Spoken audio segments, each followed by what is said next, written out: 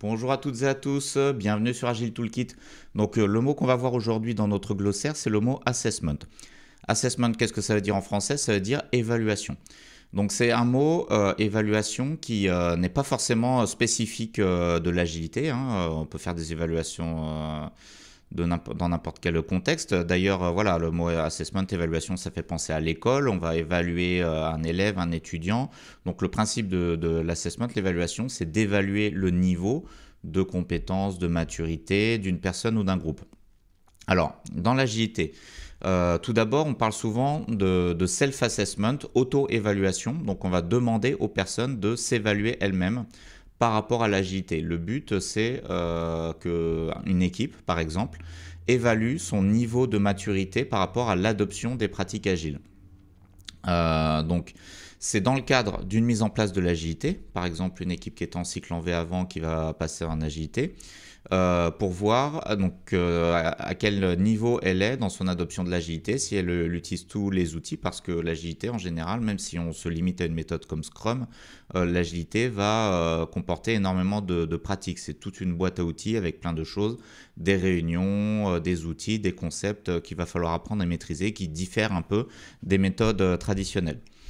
Le but, c'est d'évaluer le niveau de maturité agile en général d'une équipe. Et comment va se faire ce self-assessment? Ça va être via un questionnaire. Je vous ai mis une capture d'écran ici, mais je vais cliquer aussi. Donc, pour vous donner une idée de ce questionnaire. Alors là, c'est un questionnaire que j'ai généré rapidement avec l'IA parce que je voulais faire le site très vite. Je voulais faire la présentation très vite. Donc, vous allez avoir plusieurs dimensions d'évaluation: daily scrum, sprint planning, sprint review, sprint rétrospective, product backlog, definition of done, transparence. On peut imaginer tout ce qu'on veut. Il y en a plein, hein. Il y a des templates en général que vous pouvez trouver sur Internet ou que vous pouvez fabriquer vous-même en fonction de ce que vous voulez évaluer.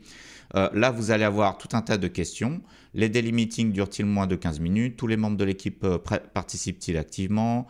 Les impediments sont-ils rapidement identifiés et remontés? Et pour chacune des questions, vous allez avoir un score qui, en général, est entre 0 et 5. Donc 0, vous ne le faites pas du tout, vous n'êtes pas au niveau, et 5, c'est parfait. Puis vous allez pouvoir calculer une moyenne par rapport à chaque thématique, ici, dimension. Donc l'assessment va prendre cette forme. Ensuite, on va avoir des résultats qui vont être générés et des recommandations. Alors, les résultats, c'est ici. Vous allez avoir un diagramme en radar que vous pouvez retrouver, par exemple, sur les sites internet de vente en ligne. Si vous avez un produit avec plusieurs caractéristiques, on va vouloir évaluer sur chaque caractéristique quel est le niveau de ce produit. Par exemple, les téléphones, le niveau de batterie, le niveau de la qualité de l'appareil photo, la puissance du processeur, etc. Donc vous connaissez certainement ce type de diagramme en radar. Eh bien, au niveau de l'assessment, ça va être la même chose, sauf que là, ça va être par rapport à l'agilité, par rapport aux axes d'agilité. Donc, et ensuite, une fois qu'on a ça, donc donc c'est l'équipe qui remplit elle-même ce questionnaire, accompagnée par son Scrum Master en général, et le questionnaire va être donné, par exemple, à un coach agile extérieur à l'équipe, ou ça peut même être le Scrum Master lui-même qui va analyser ses résultats pour savoir où est-ce que l'équipe doit faire des progrès. Donc il y a des recommandations qui vont être faites. Alors là, j'ai pas d'exemple à vous montrer, mais voilà, sur chaque point, en fonction de chaque niveau. Par exemple, qu'est-ce qu'on peut imaginer comme recommandation? Mettons ici, les stakeholders sont-ils invités présents à la sprint review? Là, 2, ça veut dire que c'est pas terrible. Donc, comme recommandation, ce qu'on va pouvoir faire, c'est de recommander à l'équipe d'inviter systématiquement les stakeholders à la sprint review. Donc de leur envoyer un mail, de les contacter ou éventuellement de leur expliquer à quoi sert ce meeting. Donc ça va être quand même des choses assez basiques, assez classiques.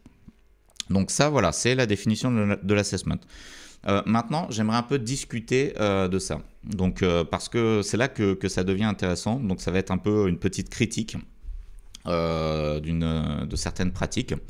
Donc tout d'abord, l'assessment, son but, c'est l'amélioration continue, la performance. Donc ça, il n'y a rien à dire, c'est inclus dans l'agilité, hein. Dans l'ADN de l'agilité, il y a l'amélioration continue via le processus itératif, via les sprints. Et on fait tout ça, c'est pas pour rien, c'est pour produire des logiciels, des produits de meilleure qualité, produire plus efficacement, plus rapidement, etc.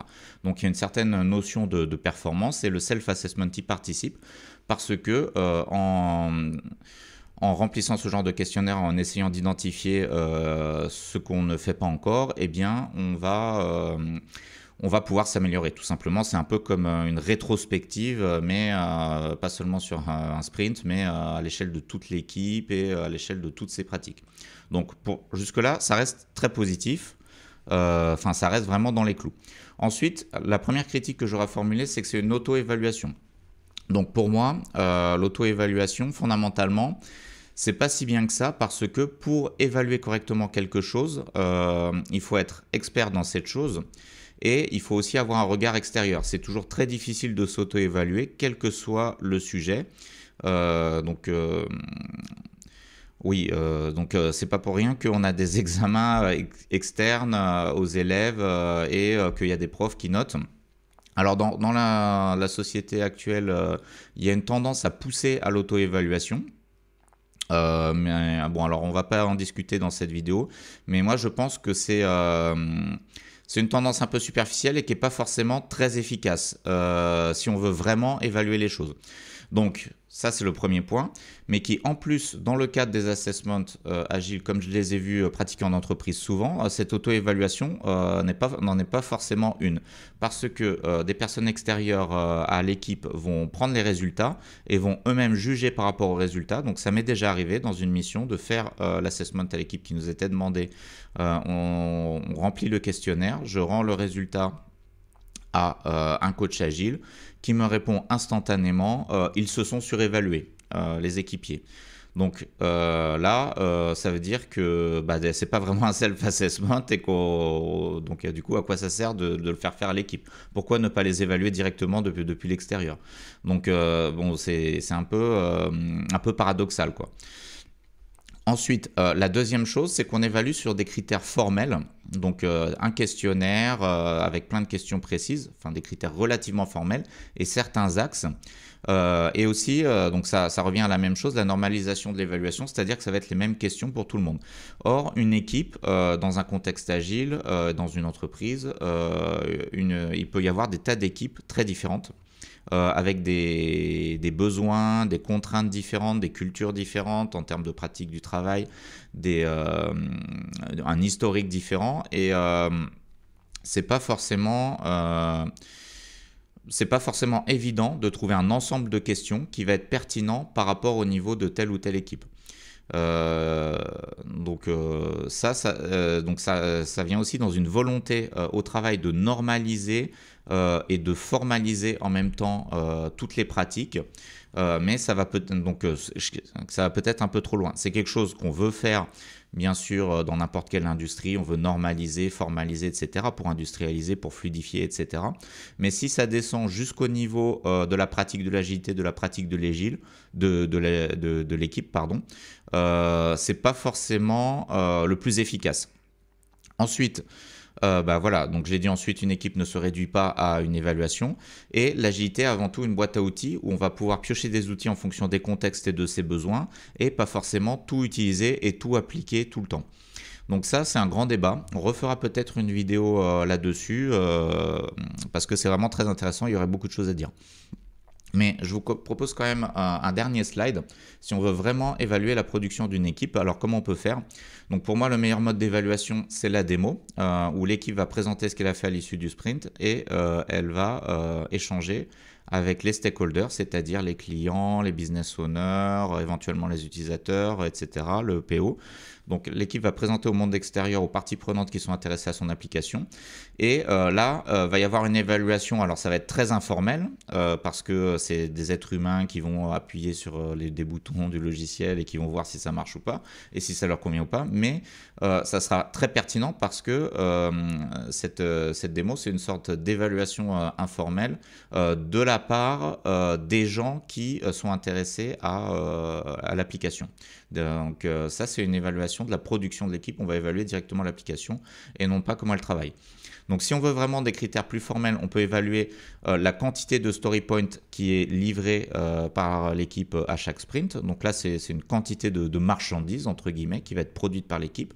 Et donc là, c'est pas très, ça cache beaucoup de choses, hein, c'est hyper synthétique, mais finalement, ce qui intéresse en général une entreprise, c'est qu'il y ait un maximum de story points qui soient livrés. Un maximum de fonctionnalités le plus rapidement possible. Ensuite, si on veut un autre critère formel, donc du point de vue du métier, des commanditaires, des stakeholders, etc., ça va être la business value délivrée, alors soit par sprint, mais c'est un peu difficile par sprint, plutôt en général on le ferait par PI. Programming Increment. Donc je rappelle que le PI c'est l'équivalent du sprint, mais au niveau train de safe c'est une période de 3 mois.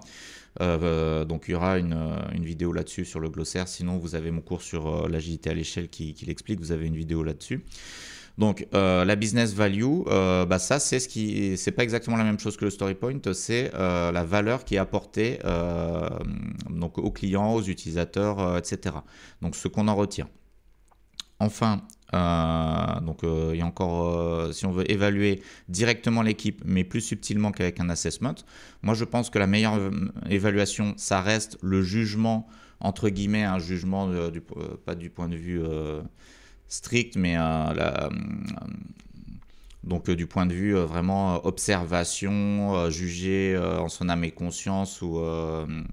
Bon, j'ai pas de synonyme là en tête, mais voilà. L'observation au quotidien du Scrum Master qui accompagne l'équipe et qui va décider, entre guillemets, par rapport à son expérience, parce que le Scrum Master est censé être expérimenté dans les méthodes agiles et être compétent pour ça, et c'est son rôle au sein de l'équipe d'accompagner l'équipe à adopter les pratiques de l'agilité. Donc le Scrum Master va devoir proposer à l'équipe d'aller plus dans telle ou telle direction, de se renforcer sur tel point, par exemple sur les démos, sur les rétrospectives, etc. Elle va devoir proposer au quotidien, sprint après sprint, des petites améliorations. L'équipe peut aussi elle-même le faire dans le cadre de sa rétrospective. Donc ça, c'est similaire à un assessment, mais c'est un assessment d'une personne qui est à l'intérieur de l'équipe et qui voit tout ce qui se passe et qui peut juger plus efficacement qu'un tableau Excel avec tout un tas de questions. Autre chose, si on a besoin d'un regard extérieur, on peut faire appel à un coach qui suit l'équipe et qui va être invité dans les cérémonies de l'équipe, dans toutes les réunions, etc. Et qui là va pouvoir apporter une expertise supplémentaire par rapport à ce que peut faire un Scrum Master. Donc, et faire des recommandations. Là aussi, on va un peu sur mesure. Et donc, le dernier point, c'est qu'on peut quand même faire un assessment, bien sûr. Ce que je critique, c'est souvent l'importance qu'on lui donne et le fait de voir que ça que certains acteurs peuvent ne voir que ça et qu'on en fasse un nombre. Donc ça, c'est tout le problème des KPI. Réduire l'équipe à un score d'assessment, non, c'est beaucoup plus complexe que ça, une équipe. Et en fait, l'assessment, là aussi, ça va être un outil parmi tant d'autres pour faire évoluer l'équipe et l'accompagner dans ses pratiques de l'agilité. Donc, c'est tout pour aujourd'hui. La prochaine fois, le prochain mot, ça va être backlog, je crois. Et je vous remercie pour votre attention et je vous dis à bientôt pour de nouvelles vidéos.